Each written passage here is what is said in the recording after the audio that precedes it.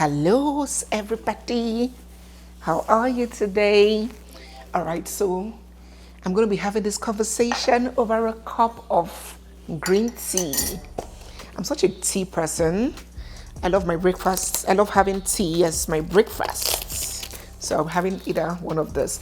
Guys, to find better honey in Canada is by connection. Look at what happens to the honey when I buy it. I don't know whether you guys can see. It's like frozen. It has turned to stone. I had to buy another one. I just bought this one. Once I open it now, after a few days or weeks, it will turn to Olumorok. I beg, if you guys can recommend a good brand for me, a good brand of honey, please, I would appreciate if you can do that down in the comment section. I'm such a big lover of marriage and of family. And I believe that a marriage, when done well, like a good marriage, is about one of the best gifts that can ever happen to anybody. I once mentioned on my other channel, NEZEVILLE, that a good marriage is an achievement, and some ladies disagreed with me, but the concept of an achievement is subjective. So one's experience of something can make one say it's an achievement for me, not a general phenomenon, right? So for me, I think a very good marriage that adds to one, betters one, improves one, satisfies one, does all those lovely things, I think it's a good achievement. And that is my opinion. It doesn't have to be yours. I often wonder to myself in my quiet times, in my normal melancholic times. I know some people might think I'm a pure sanguine, but I'm a Samuel. I have my melancholic moments where I, bring out that creative and deep thinker part of me. And in my fantasy world, I always tell myself that if I have a superpower, that superpower will be to make all marriages blissful, because there's nothing that hurts me deeply as much as seeing a marriage come to an end, or the effect it comes with, especially on the children and the parties, because of course, just as any other thing that is broken, it has its effects. And let me tell you something, let me let you in on something. Yummy. As a young girl, when I imagine a perfect life in the future, like a beautiful, fulfilling adult life, I've never pictured myself in a yacht, vacationing from Barbados to Italy and riding private jets with all the designer bags. I always envision a very fulfilling future as one that the picture I usually see. When you envisage something, you picture it. I usually see myself with my husband and children. So I've always been that family-oriented, family-driven person, and I also come from that kind of background. So if you follow me on my main channel, NEZEVILLE, you will see that many of my topics center around marriage, how we can make marriage better, what we can do to mitigate the cracks and possibilities of divorce in marriage, how we can keep the family unit together, because the qualities of human beings that are in the family automatically determine the quality of human beings that will be churned out to the society. So this society we're crying about, this society is not fair, the society. What is society? Society does not exist in a vacuum. Society is an embodiment and a cluster and collection of different families. So I always believe that the solution to many human problems in the society is getting the family unit together. Now, don't get me wrong. As much as deeply as I feel about the family unit, and as much as I love family structure, I am also the farthest person from a marriage worshipper, a bad marriage worshipper, or an obsessed marriage woman. I do not believe that one must stay or get married at all costs, especially where there are serious threats to life or overall well-being. And I know, because I know myself more than any other person, right? I know that personally, I will not have gotten married at all if the only marriages available were these types that will strangle, crush, or break me. I would have structured myself to have a very happy, fulfilled, and productive life without marriage at all. If the only kinds of marriages available, please get the English right, were those type that are capable of killing somebody. So in as much as I am a propagator of marriage and family values and family systems, I will never ever project or fine-tune a suicidal marriage, if I can put it that way. Having said that, marriage in general may be or can be challenging. Some people even say marriage is very difficult. Marriage is difficult. I have my own personal reservations on that, which there's no need to discuss in this video because I wholesomely believe that it depends on the individuals involved. But be that as it may, marriage can be challenging everywhere, right? But I believe that African marriages in diaspora can come with a new whole level of challenges. I was married in Nigeria for roughly 10 years and over here, say like 2 years, because come November now, it will be 12 years being married, right? So I can say I've tested the two sides of, okay, a Nigerian marriage back in Nigeria and a Nigerian diasporan marriage abroad. So I have some experience from both sides. And I think I can say without so much fear of contradiction that African marriages abroad, immigrant African marriages abroad, has a higher propensity of disintegrating, of divorce than African marriages back home. In this video, we're going to discuss why. We're going to discuss what exactly is happening, and I'm going to share my experience from the depth of my heart, as well as give my 2 cents on how we can mitigate these issues, because they're issues that concern us. I'm not talking from a know-it-all perspective. I'm talking from an experienced perspective and from a good place in the interest of everybody watching me, both home and abroad. So I'll beseech you to please make this interactive. Drop in the comment section your own advice, your thoughts and everything. So the first major challenge that our marriages face abroad is the challenge of life stress and pressure. And I kind of believe that people do not talk enough about this part. You know, these are our children that we brought over here. They do not understand how much of an advantage that they have been put in, that they came as children, or some of them were born here, so they will just naturally integrate into the system, school, friends, everything, but the accent, everything, they will just naturally flow into the system, get a job.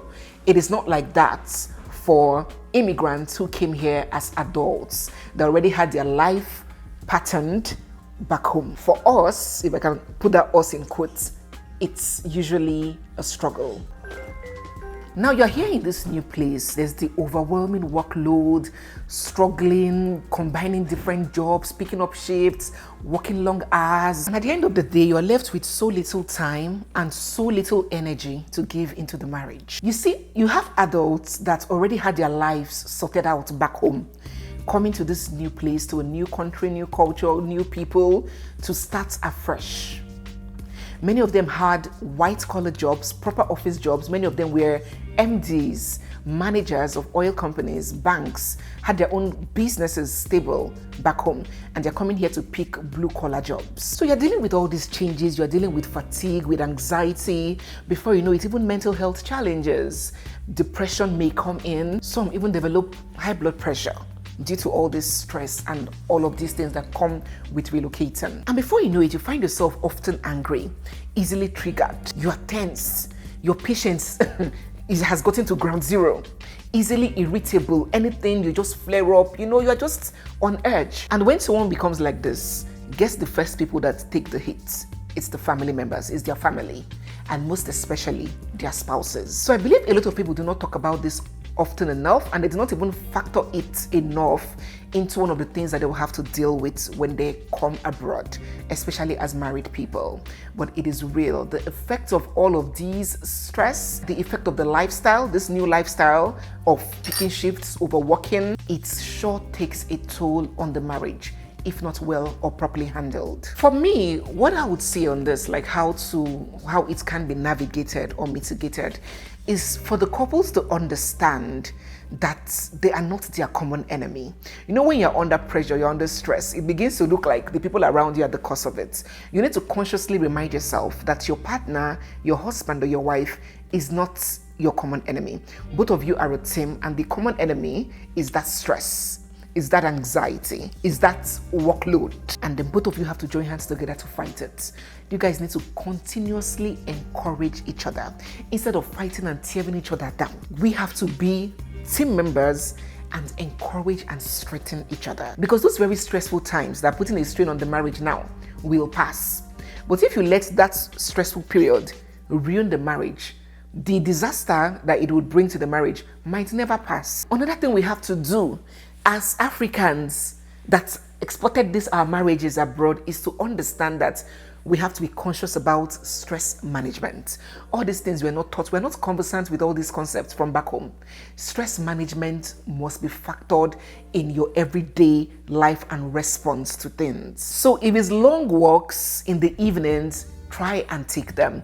If it's connecting or calling that family and friend on your way back from work, call that person. If it's grabbing your phone before you sleep and watching NEZEVILLE and laughing at all the gist, watch it. If it is engaging in a small hobby, even if it's to go to the gym for 30 minutes and clear your head, do it, because wahala no dey finish. So if you keep thinking of the shifts and the money you need to make, you are going so hard at yourself. When that money comes, you will see that you have destroyed every other thing you have. The marriage is destroyed, your peace is destroyed, your health is destroyed. Every other thing that money cannot buy or fix will then be lost in the pursuit of that money. So that's what I do. Remember, everything I'm telling you here, I'm telling you from experience. I'm telling you what I do, what is working for me. I work so hard. So I always try to make out time to manage my stress. Anything that would overstretch or overstress me, I weigh it. I will try and delegate to the best that I can afford, if I can afford it. Every once in a while, I will go out and hang out, either with my mother or my cousin or my friends, get some fresh air, because like me now, I work at home. I can stay weeks, I've not seen the sun. If I continue pushing at myself like that, I might hit a wall, I might hit a hard place. So every once in a while, I'll go out there, get some fresh air, have some fun, come back and continue that hard work. My husband, on the other hand, he's not an outing type of person. He's not someone that likes to hang out or play. Like, he's not like I like to hang out like that. I'm also a very homely person, but I would sooner be the one to hang out than my husband. He has his own way of relaxing. He would prefer to just be around I and the children. That is his own way of getting happy. Then maybe watch a movie or something. So that's his boy time to maybe catch a movie. I don't mind taking the children away, just giving him that noiseless space, to get himself, clear his head, and build back his sanity. Please, it is very important. Let us learn to manage our stress, because if we do not manage our stress, the effect of that stress on us will take its toll on the marriage. The second major wahala in abroad marriages, sometimes when you hear marriage has broken, the first thing your mind will go to is infidelity. Most people just think of, oh, who cheated? Did anybody cheat? The second thing that is a major problem that causes cracks and even breakage of abroad marriages is money and finances. Now, in many Nigerian or African marriages back home, many, not all, the man is usually the sole provider or the major provider. And of course, in Nigeria, the piper dictates the tune. So daddy that makes the money mostly would determine how the money will be spent. He's not giving accounts to anybody. In fact, there are so many marriages back home that the wife does not know what the husband's salary is. She doesn't know the exact figure that her husband earns. All she knows is that at the end of the month, he would give her this is for school fees, this is for upkeep. So there is no accountability. He's not demanded or required to say, oh, this is the income. It's individual income. Let me just put it that way, simple English. But abroad, our marriages here, the income is not individual income. It is family income. And that's why when you want to maybe take up a mortgage or you want to apply for government benefits or anything you want to do, they're not going to ask you, what do you earn? What does your husband earn? They're going to calculate the family income collectively. You can't hide it.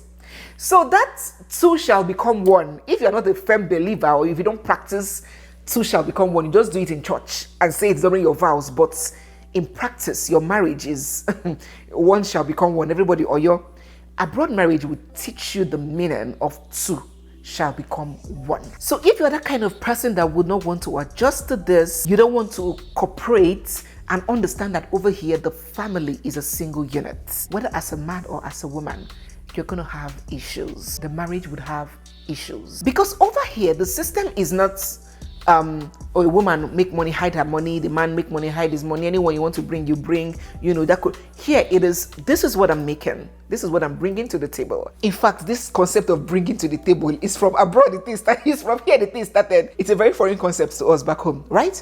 So over here, the system and what is expected, the standard is you have to be open about finances. So the man will be like, this is what I earn, this is what I'm bringing, this is yours. How do we utilize this, manage this, spend this? How can we work with this collectively as a unit? And you know, they say money. Some people say money is a spirit, but I'll just say money is a very powerful thing. Money can make best friends turn into sworn enemies. Money can make a brother kill his fellow brother. Have you ever done business with someone that you thought the person is cool and quiet, but when money matter enter, you see another side of the person that you didn't even know existed? That is the power of money. So money can easily bring strain, serious strain in these marriages abroad, where the two parties have to be on the same line, especially where it's a marriage that is lacking in trust or lacking in shared vision. Una go fight. Tire. For example, there can be different spending patterns or behaviors, differences in spending behaviors. While one person might be an aggressive saver, the other person might be a spender, believes that life is for the living, while the other person is a miser, likes to save. One person might be a planner, a budgeter. Let us budget for this. While the other person might be an impulsive spender. There is money in the account. What are we budgeting for again? Let me buy this. You enter the store to buy one tin of milk. You come out with a full a full box of groceries. Impulsive spender. That might be a challenging point for marriages when it comes to money and finances abroad. Another one can be agreement on how monies should be disbursed or sent back home. How much should be remitted back home and how much of our income should be retained here or invested here or spent here. So you might find, for example, the man be more prone to wanting to send money back home for one project or one thing or the other, while the woman believes that this is where we are now. Let the monies be here, or vice versa. And that person, maybe the woman in this case, is feeling offended that while she's here working her fingers to the bones and chesting bills, that he now wants to be sending his money back home to village, to his mother, for one project or the other. That might bring wahala. Before you know it, you have on the one hand, one party demanding or requesting full transparency and openness, accountability on finances, while the other party feels like, I do not have to explain every single expense that I make. And then there is a clash.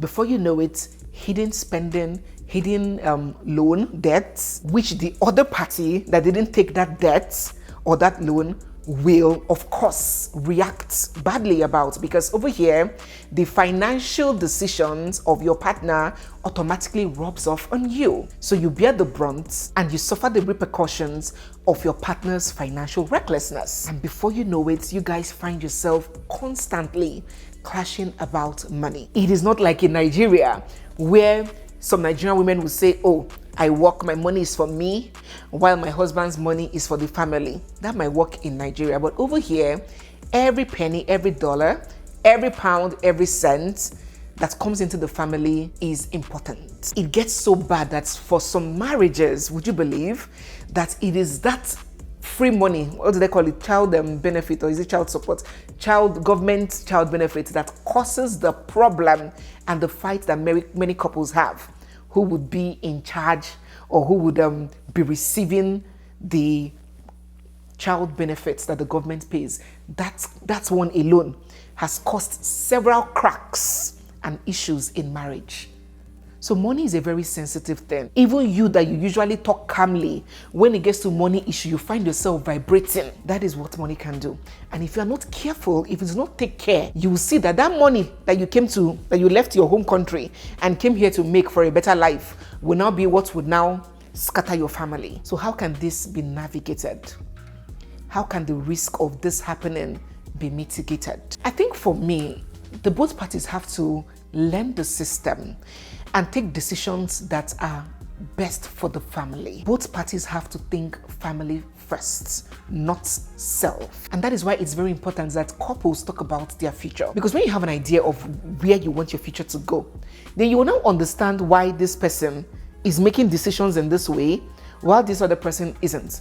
For example, for a man that wants to go back to his country and start up business in 10 years' time and stop living abroad, will be planning differently financially from a woman, his wife, who wants to remain here and get old here, stay old here. She doesn't want to go back. So couples need to speak about their futures, the expectations they have for their respective futures, and come up with a vision. If not, one person will be talking A and acting A, and the other person will be talking and acting Z, and there will be that clash. Apart from this dialogue, I believe that couples should always strive to reach a middle ground. Men should understand that unlike the patterns where they are solely responsible to make financial decisions for the family, whether the woman likes it or not, she has to do what Oga has said will happen. Over here, it's more partnership than patriarchy. So you have to listen to each other's points of views, do the pros and cons, and arrive at what will be the best for the family. We also have to learn how to watch our tone and behavior when it comes to money. Some of us do not know how to control our emotions. When it gets to money matter, we flare up easily. Because sometimes you might be making a good point, but your tone would then pass the wrong message, and you end up fighting about what would have been an otherwise peaceful conversation that the both parties can agree on. The subject will now be left, and the cause of the fight will now be the tone of voice. So especially we women, I'm talking to us this time around, we have to be very mindful how we express ourselves when it comes to financial decisions or financial conversations. I also believe, lastly, and it works for me, that instead of decisions to be based on gender, oh, I am a woman, this must be decision, I am a man, this one, it doesn't have to be based on gender. It should be based on, let the person who is better in this respect champion it. I told you guys, for example, when we were making mortgage financial decisions, because I have worked in banking for a long time, I'm conversant with mortgages, at least to a good extent, and these principles are very similar globally. So when you're talking about amortization schedule, you're talking about interest rates, you're talking about variable and fixed interest rates, all these things, I know it, and I know the implications, and I might know it better than my husband who works in oil and gas, right? So he will not stand firmly and say, because I am the man, he trusted my judgments, he trusted my decisions, and I also put his own consideration, his own perspectives into account. And similarly, maybe we want to buy a car. Me, I don't mind buying a car of $5,000 if it has enough chairs and it's okay, it can move me around. I told you guys I don't fancy cars at all. But he might know features that would make buying a more expensive car better for the family in the long run. I do not have that knowledge. So instead of insisting that, no, that money, we're not going to spend it, I would trust his decision because he is more knowledgeable and vast in that segment, in that area. And it becomes a win-win for the family. So please, I beg us, let the family decisions, whether decisions on finance or any other thing, be based on strengths and weaknesses. There is nothing wrong in admitting that your partner is more knowledgeable or vast in this thing. So why stress? Let everybody's strengths come to play for the general aim and good and welfare of the family at large. So let's move to the third. This one is one of my favorites. This one, I would call it the deadly battle over responsibilities. Oh my God. I call it deadly, and that was not just by chance. This one is a slow poison, and I have referred to it as deadly because you will not be able to lay your hand on something. When this thing eventually causes serious problem or breaks your marriage, you won't even know how to explain it. If you explain it in public, you're going to look like a fool because people will be wondering, is it because of this? Is it because your husband didn't keep this spoon well? I don't understand. Make me understand. Is it because of this that you allowed your marriage to break? So you will look foolish. You would even be ashamed to admit that this was the reason why your marriage got strained. But the tension, the pressure, the resentment, the destruction that this particular point brings in the life of African diasporan marriages. I cannot even emphasize it enough. The I do everything syndrome, it's a major cause of marriage problems abroad. Now back home, responsibilities are clear. And we had so much access to external help. I told you guys, and you guys even saw it, because I started YouTube many years ago. I had 2 helps, and most times my mother-in-law or my mother in the house with me. That's 3 people, in addition to having a supportive spouse and also myself being a very hardworking and hands-on mom. So we had enough help, right? If I can put it that way. But over here, not only us waka come, there is no help. In fact, it's even a bit easier for me because I've always been a very hardworking woman. Even as I was a working class mom in Nigeria, despite I had such busy jobs, I was still very hands-on with my family. I was still carrying my family as if I was a stay-at-home mom. So coming over here, the intensity of the demands didn't hit me so much because I have always been very hardworking and very, hands-on. And another thing that helped is the way I raised my children. I raised them to be very independent in the house and domesticated, even back home, without even knowing that we're ever going to come here. So what I'm trying to say is that the workload here is so much and is dependent on both of you. There's nobody that is coming to help you. There's nobody that is coming to save you. Anyone that you don't do will be left there. And what beside you, you have children who you haven't trained to be responsible for themselves, to see something that is not kept properly and get a broom and sweep and tidy without you telling them. Or you have children that are very young, infants, toddlers. I pity those people. 9 months, 1 year, 2 years, 3 years, you pack all of them, 4 years and came abroad. Nobody to even say, go and hold your brother while I bathe. It is very tough. So here you have a system where the both parties most times are required to work. And then in addition to that work, one person is now almost expected to carry about 80 to 85% of domestic responsibilities. And before you know it, one partner starts feeling overworked, feeling taken for granted, feeling cheated. One partner starts counting work. I did this, while this other person just did this. They start counting chores and counting contributions. Balance. Balance. Now only me they do. I am the only one doing it. And before you know it, anger starts forming, frustration, resentment starts brewing. Another way this can happen is when there is, shall I say, a mismatch in energy levels. This abroad marriage has opened my eyes to see that although men might generally be stronger than women, but women might, at the end of the day, have more energy than men.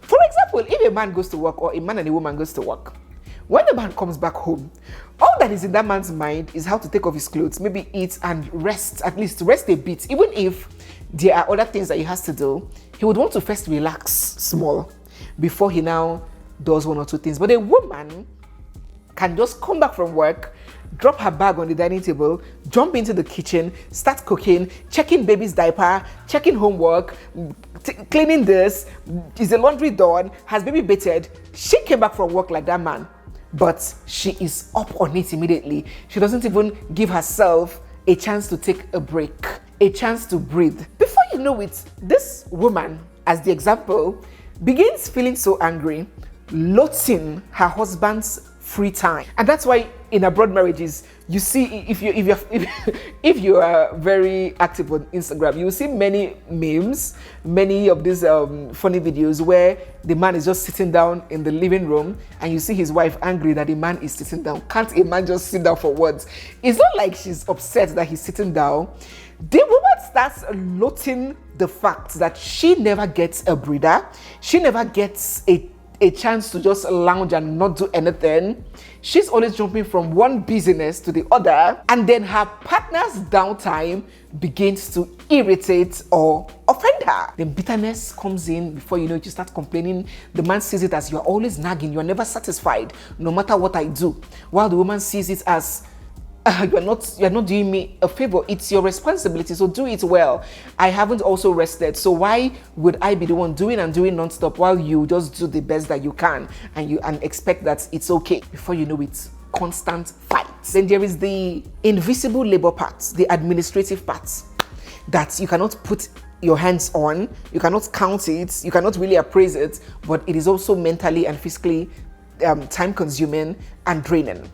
The hospital appointments, sports, book for sports, this thing on the computer, you need to arrange school bus, do this, all these other administrative parts or functions that are not physical chores but also take time. Then one partner is expecting that the other partner should also take notes and be cognizant of the fact that there are so many other things that they do that is not on paper, right? In fact, these are real issues, and if they are not well handled, it starts small. What will cause the break at the end is not just because that partner forgot to take the trash out. It will be the anger and the resentment that has built over time that will now get to an elastic point where it will explode. And then you will not be able to explain. When your village people back home ask you, why did you and your wife break up? You won't be able to say anything. You just find out that you've hated each other. My dear brothers and sisters, navigating this, it no get any cure, it no get any medicine. The only solution is for all hands to be on deck. Chikina, that's the only solution. All hands on deck. Teamwork makes the dream work. Plan together, do your things together, execute together. Be sensitive to outstandings, not just saying, I have done this. What if you've done this and there are 9 other things to be done? Who does it? Be sensitive, be considerate, be loving. Women, this one is for us. Come closer, because we have to be talking to ourselves. To be a better person, you have to always appraise yourself and find better ways to do things. And that's one thing that I do all the time. I'm not one that is stuck on my ways. If I see a better way that can make me a better human being, boy, I would take it. I would try it. Women in these diaspora marriages, let us be calming down a bit for our bubbles. Just small. Just give them small, cut them small slack. I know it can be very annoying. In fact, let me let you in. I almost had that feeling when we relocated, of saying, I did this, which one have you done? Now come and do that. You understand that kind of thing? Because everybody is overwhelmed. I'm also busy, I'm working, hobby is busy, he's working. But these other things have to be done. But I had to also quickly remind myself, sometimes when I want to get in that moment, I'll quickly pinch myself and remind myself, okay, you did this, so what? What about him? I want to service car, wash car, do this, change this. I don't do. Whether how the garage do this, I don't do. Carpentry work, plumbing, or you're going to mount the bed, do this one, do that, I don't do. Pack snow, take out the dustbin, this, I don't do. So there's so many things too that I don't do because I have him. So I also have to pinch myself and say, yes, calm down for Jesus. I have also tried to make peace with these facts and come to the realization, the very annoying realization, that many men, I do not know whether it's our African men that have already been raised and brought up in Nigeria that came here, or I don't know whether it's a man's nature generally. Many men will never, no matter how much you fight them, shout at them, query them, many of them may never be able to attain the level of impeccability and thoroughness and details as a woman. They might not be able to reach that level of being able to multitasking genius like a woman. They might not be able to be 1000% prim. I'm not giving excuse for being reckless or just being scattered or dirty or no. I mean that level of a woman where, for example, now, when I want to make food, I come to the kitchen, I might cook 4 things, and when I leave that kitchen, you wouldn't know that somebody entered that kitchen because everywhere will be impeccable. My eyes will be on both the oil that may have splashed on the tiles, this pot should be like this forks arranged, all the forks here, all the spoons here, all the knives here. When you come into that kitchen, it will look prim and pristine. But for example, my husband might come. He might make something for the family. He might clean up, maybe wash his friend. But when you enter, you will know that somebody cooked there. And it's that you cannot see that particular fork? Is that where you found it? God of mercy. What is all this? And you're trying not to sound like you are not grateful for his contribution, but you are also wondering why an adult like you cannot just do it perfectly well like you. Let us be calming down. Let us remind ourselves too that there are so many things that they too can do perfectly well and will do without even complaining to us or pointing out to us the way we do to them, that they do that we too might not be able to execute as well as they will. So let us focus on our strengths, encourage each other, try our best, work as a team so we don't let all these stupid yama fights create unnecessary tension for us.